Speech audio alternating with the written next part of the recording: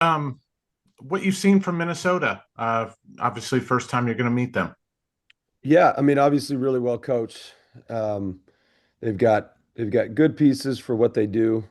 Pretty patterned offense. Obviously, a kind of the Princeton style offense. So very difficult to defend. They run it sharp. They're pretty physical defensively. I don't think they probably get enough credit for how good they are defensively. And playing with a lot of energy and playing really well right now. So it'll be a tough test. Chad? Hey Ben, good morning. The way you guys run your program, like how early do you have like an assistant or whoever starting to scout Minnesota, and maybe what did you see in that Indiana game that presents concerns for you guys? Yeah, the scout's done. It'll be done the second the game ends. I mean, it's done. He's had it done for a while for Minnesota. Obviously, you add the Northwestern game into that mix. Um, they're good. I mean, Minnesota's good. I know they've lost some games they probably shouldn't have. Um, out in California, I think they were probably unique matchups too. They also really were still trying to find themselves a little bit. But they beat Indiana. They won at Northwestern, which was really impressive. That's a tough place to play. I haven't played there, but my understanding is it's a very difficult place to play. Anywhere in the Big Ten is a tough place to play. So, I think it's just that they're good. What we got out of the Indiana game. I think Indiana really struggled to score against them. I think that's where they don't probably get enough credit. You focus so much on their unique style of offense that you forget that you have to be able to score on them. And they've done a good job with their personnel defensively and mixing up defenses, and then obviously just being able to guard the basketball. Tyler? Ben, with the runs that Iowa State and UCLA went on in the second half, I know obviously they're good teams and it's just inevitable that runs are going to happen. What do you feel like? How do you kind of let it snowball less when they start to kind of make a run and maybe try to limit them more? Yeah, man, if I had the answer, I'd love it. But no, I think here's what I came up with through my making sure that we try to not necessarily prevent it. But I think in that game, I think they were good. I do think we hung on a little bit. I think the biggest difference, this can change throughout because it's changed for me, just like moving up levels and trying to figure it out. The big difference in levels is the players at this level are so good. And it's, eh, I mean, the coaching's good and all that stuff, but there was really good coaches at D2. Sometimes a lot better coaches at D2, to be perfectly honest, from just an X's and O's. Okay. Uh, but the player's ability to come back, like if you don't keep your foot on that, like you can't just go 95%. Like they're going to come back. Like they're just good. And so you have to make sure that you're still imposing your will and getting after them and starting to build because at Division 2 you could do it and we had really good teams and experienced teams and you could go 95% in the second half and you'd still build on your lead just because the players were still good. They weren't quite this level of player, if that makes any sense. And so I think that's part of it. I think UCLA, um, they just kind of recovered from that first half. That was part of it. And same with Iowa State. I think Iowa State's a little bit more, that's kind of how they play, meaning, they kind of wear you down over time with the way they defend. And so then you just got to make sure you weather that storm. Tom? And I don't know if you know Nico Medved at all, but you guys have kind of this weird bond because you both were at Drake for a year. Do you guys talk about that? Have you guys talked about that and just, kind of that experience that you guys both have shared? No, I haven't talked to Nico a whole lot. Maybe a handful of times. Every time I do, he's a great guy. Enjoy the conversation. Just haven't crossed paths. I've crossed paths with some of his assistants. I know some of his assistants very, very well. One was at Division 2, and then one is from Omaha area, so I know him really well. And then Ali, obviously, for Oakmanesh, he went to Iowa City West, was his assistant for quite a while. So I know his staff quite well. I probably don't know him overly well, but every time I have, he's a great guy. Enjoy talking to him. Chad. I remember in the first couple months of you being the coach, we saw videos of how hard you guys worked out in the weight room, et cetera.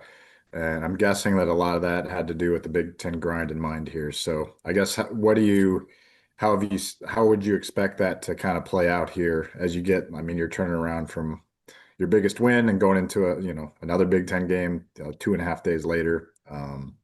Just how important was that physical training to get ready for this stretch coming up?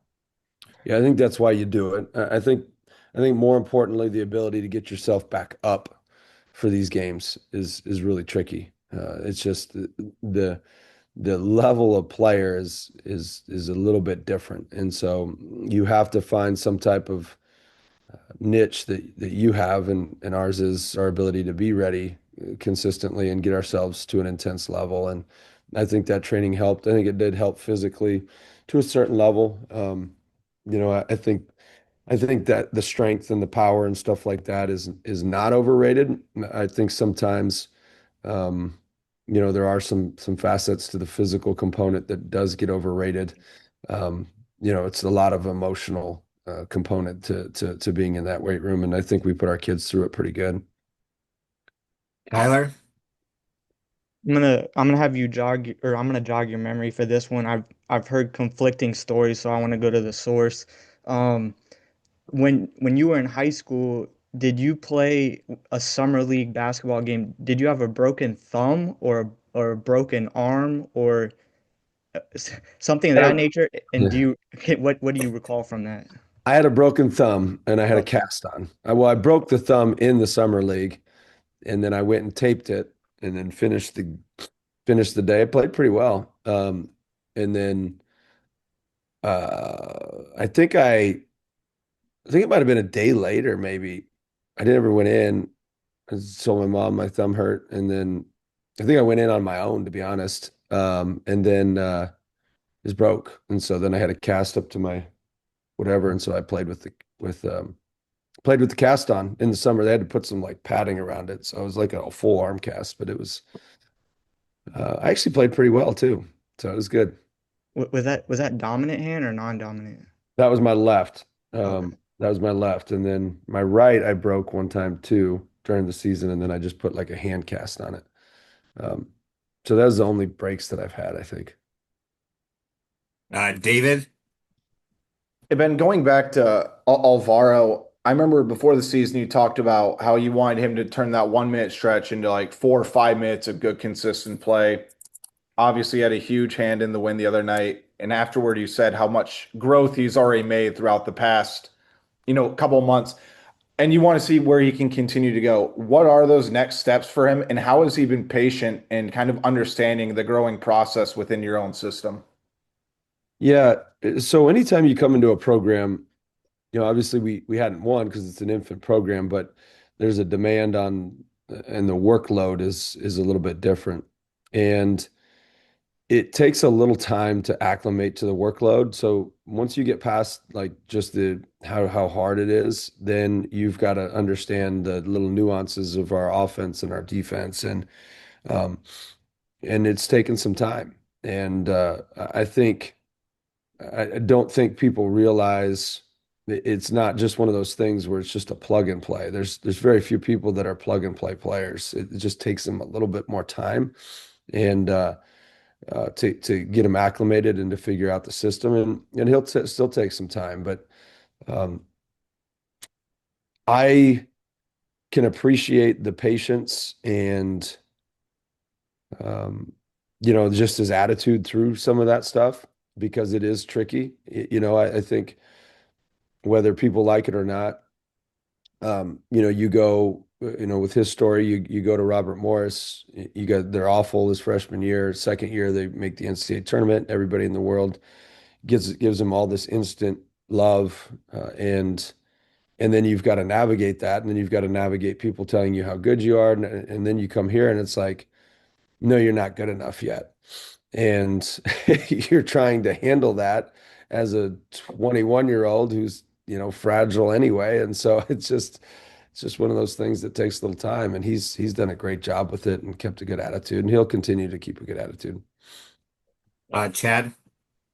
Yeah, I was just referring to your, biggest net win thus far as a Hawkeye coach. What kind of indicators do you look for from your team, or to know that they're responding in the right way to to not cause that a letdown potentially on Tuesday? Uh, yeah, I don't know. I guess I probably don't identify. It's just a feel. There's no like specific indications that say you're going to be down or up necessarily. And, the hopes are that you're up. We still haven't won a road game. They're still undefeated at home. There's quite a bit there, and Minnesota's good. Like they're a good basketball team, and the way we win isn't necessarily just on pure talent. It's our effort and enthusiasm and excitement to play. So, I would assume our guys are going to be ready to go, but we'll find out what tomorrow. Sure. If I could just follow up, like, what did you learn from your first Big Ten road game? You've had one that maybe you can apply to Yeah. going forward. Don't play that bad. No. I would say again, I don't think it's the road does, it is neat. The like environments, they do give you extra points. I think it is difficult to play on the road. I think again, I think sometimes we overdo that. I think part of it was Michigan State was really good that night. And so I just, for me, I've never been a big road versus home guy. We actually couple of years. I don't fact check me because I'm not totally sure, but I think we were better on the road than we were at home even. And so we just have always enjoyed going on the road, and there's less distractions, and it's a fun deal. But with the crowd that showed out the other day, I'd rather just play at home all the time. All right, looks like that's all. Thank you for your time, Coach. Thank you. Thank you. I'm surprised no one asked me about Bennett's shot. I had about Uh, 50 people ask me about that so far, and I'm like, what do you want me to do? Can I ask about it? Yeah, go ahead, Tyler. I'll set you up for it. Why did you tell him to shoot it? Because in those scenarios, here's kind of my theory on it. I think there was like 20 to 15-second differential. It's like, do you take the shot clock violation, take the ball out of bounds, stop the clock, or do you just shoot it from damn near half court and hope that it hits the rim and then the game's over? I prefer the other. It has nothing to do with um, disrespecting opponent or anything like that. That was one of my buddies. I'm like, we've won enough over the years, and obviously not at Iowa, but we've won enough over the years that I don't have any interest in anything like that. So, and Bennett far, definitely doesn't. So, I know it. People like to make it out something bigger than it is, but it's more for I could care less. But for Bennett, it's like I'm the one that told him to shoot it. So you just blame me if people think that that was a bad deal. I'd rather have somebody shoot it in that case, to be perfectly honest. If I'm against him and I'm getting beat, shoot the darn ball so we can get the hell out of here. Well, I was gonna say you guys are up 10 too. So did it have anything to do with, even if they got the ball back and hit some crazy three, like you still got that double-digit win? Yeah, it has nothing to do with it's literally it's like what do you do? There's like 15 seconds. Do you hand the ball to the other team? Like, okay, so then if you hand it to them, then you could get a situation like KU a few years ago where the guy goes and dunks. Okay, now we got problems. Do you run offense? No, that's dumb. So it's like, we'll just throw it at the rim from half court and hope that it hits the rim and then they get the ball and then the game's over. And that's what you do. But yeah, but of all things, it's like, okay, guys, like It, Bennett had nothing to do with that. It's 100% me, Tyler, so blame me. no, it's funny because there ended up being a stoppage anyway because the cameraman came on the floor because I guess he thought the game was over. Oh, really? Oh yeah, That's a stoppage. yeah, Oh, boy, what an epic failure that was. yeah. Maybe I'll try it different if we were fortunate enough to be in that position again. Go back and watch it. The cameraman goes on the floor with like 6 seconds He left. was at like damn near half court. Really? Oof. I was not paid it because I was trying to figure out if you're supposed to shoot it in that situation or hand the ball. So we were trying to process that in the middle of the game. So but has nothing to do with Bennett, 100% me. There All you go. right, now we have that cleared up. Thank you, coach. Clear. It's clear, guys. I'm sure everybody in college basketball is really worried about that. They are very worried. Yes. They can breathe a big sigh of relief. That's right. All right, guys. Have a good one. All right.